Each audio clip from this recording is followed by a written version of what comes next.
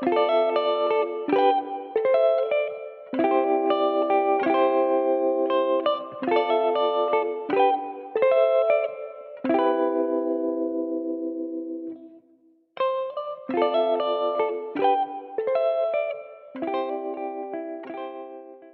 impactos das eleições municipais de 2024 no cenário político brasileiro e especificamente no campo da educação.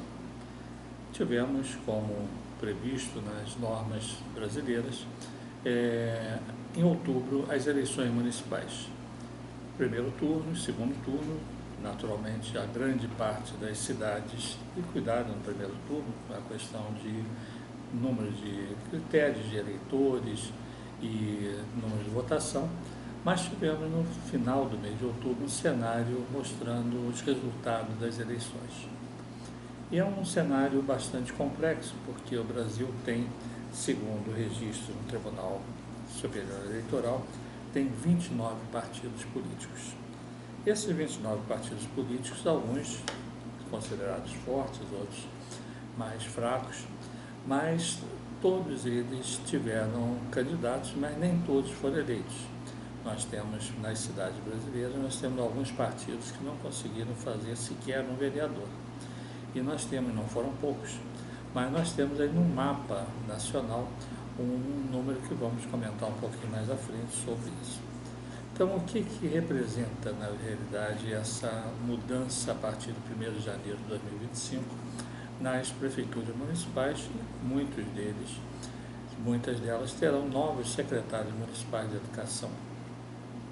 Alguns vão repetir, vão ser mantidos, porque o número de a mudança não foi significativa, foi muito baixa a alteração dos comandos partidários, o número de reeleitos foi muito grande. As reeleições bateram recorde nas eleições de 2024. Com os resultados das disputas no segundo turno, o número de prefeitos reeleitos chegou a 2.461, o que representa 82% de êxito entre os 3.006 candidatos que estavam concorrendo à reeleição. Então, ou seja, das cidades brasileiras, das 5.700 cidades brasileiras, nós tivemos 3.006 prefeitos que candidataram-se à reeleição. E desses 3.006, 2.461 foram reeleitos. Então, existiu realmente assim, um cenário de satisfação por parte da população para os governos. Alguns não puderam ser reeleitos porque já estavam no segundo mandato, mas elegeram seus sucessores, seus aliados. Então, nós temos realmente um cenário que é um cenário não visto antes no país, de uma manutenção de quadros políticos muito grandes nos municípios. Em outras palavras, 8 a cada 10 candidatos à eleição foram vitoriosos. Então, nós temos aí uma relação grande de candidaturas que vingaram. Agora, nós temos, além dos prefeitos, nós temos também os municípios, os vereadores.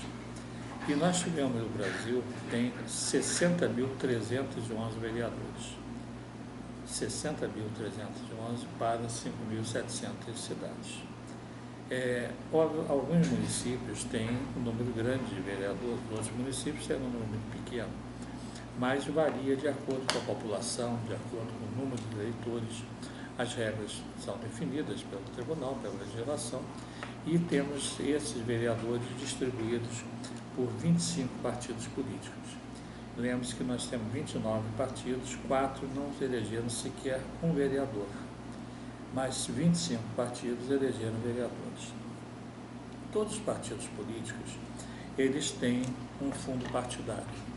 O fundo partidário é dinheiro do governo federal, pago pelos tributos, naturalmente, todos nós, mas que é destinado a programas, inclusive de formação política para os parlamentares, para os prefeitos, para os vereadores, deputados, senadores, todos têm direito a ter programas de capacitação, programas de formação política e outros programas também. Isso está na legislação e, naturalmente, a distribuição é pelo número de filiados de cada partido. Então nós temos essa campanha, sempre que os partidos fazem, filiação, porque o dinheiro é distribuído na proporção dos filiados. Os partidos maiores têm, naturalmente, consequentemente, um valor significativo, outros têm um valor muito pequeno. E muitos partidos têm as suas fundações, ou escolas de governo, tratam da formação política, da educação política, e apoiam os prefeitos, deputados e senadores.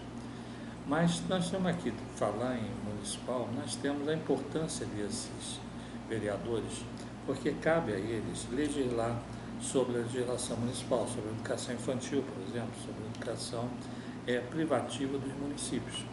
Então, nós temos hoje leis municipais, temos leis estaduais, leis do Distrito Federal e leis federais, mas nós temos um número grande de leis municipais que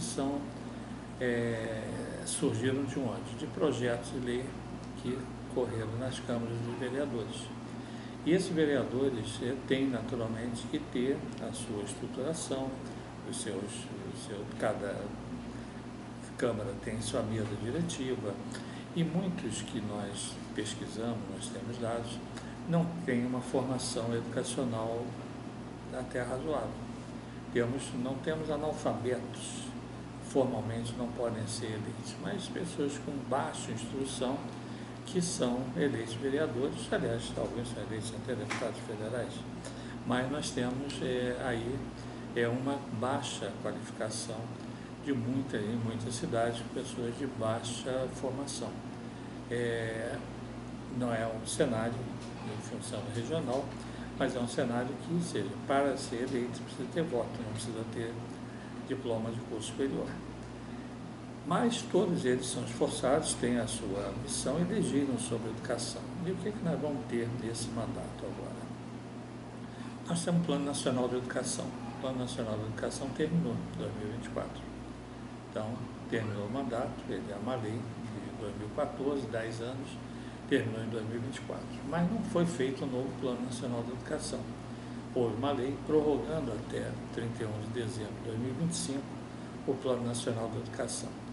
Consequentemente, isso traz reflexos para os planos estaduais e os planos municipais. Mas, em 2026, teremos que ter novos planos municipais de educação, que não vai ser em 2026, se foi prorrogado até dezembro de 2025, nós vamos ter agora, em 2025, os planos municipais de educação. E aí que é importante que existam as conferências municipais de educação, exista a participação, existem os bons projetos que possam ser encaminhados para ser aprovados nas câmaras de vereadores. Esses projetos não são aprovados e entram em vigor, eles vão à sanção do prefeito. E pode ter veto, pode ter derrubada de veto, igual o que acontece com o governo federal, com o governo estadual e com o governo do Distrito Federal. Mas nós temos realmente um número significativamente alto de partidos políticos, de todas as direções, e temos um número grande de prefeitos e vereadores. Então, se nós somarmos os 60.311 vereadores aos prefeitos, que são 5.570 prefeitos, nós temos mais de 65.800 parlamentares dirigindo os municípios, porque não envolve só, naturalmente, o prefeito. O prefeito, ele nomeia os vereadores, não nomeia os secretários, mas os vereadores são eleitos. Então, nós temos aí um cenário político bastante complexo em todas as épocas e realmente é importante que se tenha ações voltadas a bons planos municipais de educação. Então, o reflexo das eleições é exatamente esse.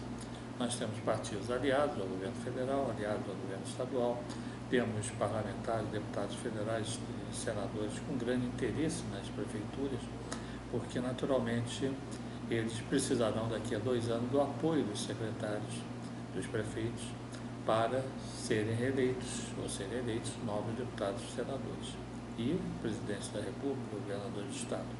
Então, nós vamos ter um período de bastante intensidade de integração dos municípios com os estados, com o governo federal, para trazer realmente projetos que sejam interessantes para as suas cidades.